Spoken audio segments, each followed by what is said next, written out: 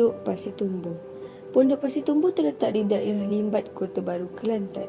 Pondok Pasir Tumbuh ditubuhkan pada tahun 1954 Masihi oleh dua orang bersaudara iaitu Tuan Guru Haji Mustafa bin Abu Bakar dan adiknya Tuan Guru Haji Abdul Aziz. Penubuhannya merupakan rentetan pengajaran yang telah dimulakan dari ayahandanya iaitu Tuan Guru Haji Abu Bakar. Kini pondok ini dengan rasminya dinamakan Madrasah Adiniyah Al-Bakriyah yang juga dikenali dengan Pondok Terusan Limbat Pasir Tumbuh. Pengasas bagi pondok ini adalah Tuan Guru Haji Mustafa bin Haji Abu Bakar. Kisah bermula setelah pulang ke tanah air bersama adiknya yang pada mulanya mengajar di Balai Sah, surau kepunyaan ayahandanya. Seterusnya, pada tahun 1954, dengan usaha mereka bersama bapa sepupunya Haji Yazid bin Haji Yaakob, penggawa dan orang-orang kampung, maka sebuah madrasah untuk berjemaah dan belajar telah pun dibina. Ia dinamakan Madrasah Adiniyah Al-Bakriyah sempena nama ayahandanya yang tercinta. Tuan Guru Haji Mustafa telah meninggal dunia pada 19 April 1984. Pondok ini menggunakan sistem talaqi iaitu belajar dari mulut ke mulut atau belajar secara halaqah dengan baca kitab dari kulit ke kulit. Biasanya kitab yang nipis mengambil masa 3 hingga 4 bulan untuk dikhatamkan.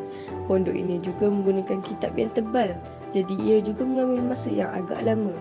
Antara perkara yang difokuskan untuk proses pembelajaran ialah penguasaan bahasa Arab, yang mana para pelajar perlu menggunakan nahwu dan sarf dengan tepat serta tata bahasa Arab dan membaca kitab dalam bahasa Arab. Terdapat dua sistem yang digunakan. Pertamanya ialah nizami ala sekolah, iaitu mengikut kemampuan dan bukan kelas umum. Setiap kelas mempunyai 30 hingga 40 pelajar.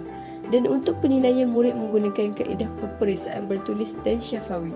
Melalui sistem ini, pihak pondok dapat menetapkan sama ada pelajar tersebut dapat merubah kedudukan kelas atau tidak. Yang kedua ialah umumi. Setiap kelas ini akan diadakan setiap kali selepas solat 5 waktu mengikut kemampuan masing-masing. Antara aktiviti dalam kelas ini ialah membaca kitab secara langsung. Selain itu, mereka juga menganjurkan kem cuti sekolah kepada pelajar sekolah dan juga universiti. Program ini membolehkan mereka untuk datang pada bila-bila masa mereka lapang, terutamanya pada musim cuti. Di samping itu, pihak pondok juga menganjurkan hari kemenangan Islam seperti hari Isra' Mi'raj dan Majlis Maulidur Rasul. Akhir sekali, jika ada berlaku kematian atau aktiviti gotong royong, pihak pondok akan segera menghulurkan bantuan yang terdiri daripada tenaga pelajarnya sendiri untuk membantu yang memerlukan. Hal ini kerana pihak pondok ini sentiasa dekat dengan masyarakat iaitu dengan mengukuhkan hubungan silaturahim antara satu sama lain. Selain itu, antara alumni yang berjasa di pondok ini termasuklah Tuan Guru Datuk Paduka Haji Abdul Latif bin Abdul Rahman. Beliau juga dikenali sebagai Pak Tih yang merupakan anak kelahiran kampung Kuak Hulu, Perak.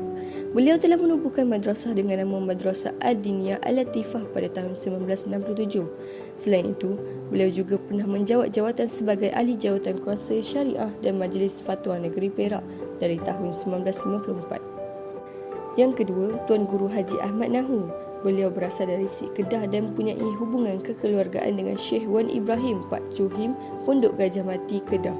Beliau telah mengasaskan sebuah pondok pengajian di Kampung Kuala Beris, Sik Kedah pada tahun 1991 yang dinamakan sebagai Madrasah Ahmadiyah Adiniyah Islamiyah.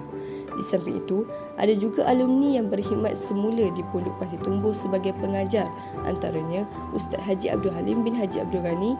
Beliau pernah menyandang jawatan sebagai pengerusi lajnah pelajaran, pengerusi lajnah keselamatan dan imam dua masjid Pasir Tumbuh. Akhir sekali, penubuhan pondok ini juga telah memberikan kesan yang besar kepada pembangunan Islam di Malaysia. Menurut Ustaz Syahrazi, Setiausaha Agung Pondok Pasir Tumbuh, beliau mengatakan bahawa pondok ini banyak memberikan sumbangan terutamanya kepada masyarakat seperti warga emas. Biasanya, orang berpendapat warga emas yang dihantar ke pondok merupakan golongan yang dibuang, tetapi tidak bagi pondok ini kerana mereka menyediakan tempat tinggal yang selesa di samping memberi peluang kepada mereka untuk mempelajari kitab-kitab seperti golongan muda yang lain. Tambahan pula, pondok ini juga telah berjaya melahirkan ramai pelajar dan alumni yang mahir dalam bidang agama, justru telah memberikan sumbangan kepada masyarakat dan negara dalam pelbagai aspek seperti pendidikan dan juga hal ehwal Islam di negeri masing-masing. Kesimpulannya, penubuhan Pondok Pasir Tumbuh ini telah memberikan impak yang positif kepada masyarakat dengan melahirkan insan yang berintelektual dalam pelbagai bidang.